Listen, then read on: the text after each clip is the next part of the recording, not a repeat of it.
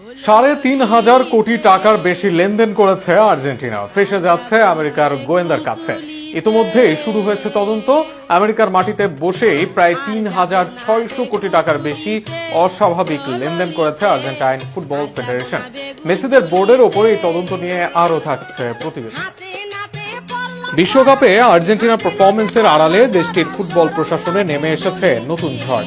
প্রায় ৩০০ মিলিয়ন মার্কিন ডলার অর্থাৎ বাংলাদেশি মুদ্রায় প্রায় ৩,৬০০ কোটি টাকা সন্দেহজনক আর্থিক লেনদেনের অভিযোগে আর্জেন্টিনা ফুটবল ফেডারেশন এএফ এর বিরুদ্ধে তদন্ত শুরু করেছে যুক্তরাষ্ট্রের কেন্দ্রীয় তদন্ত সংস্থা এফবিআই।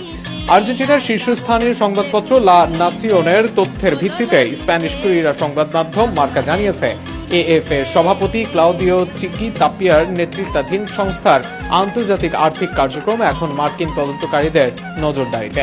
যুক্তরাষ্ট্রের ব্যাংকিং ব্যবস্থাকে ব্যবহার করে কোনো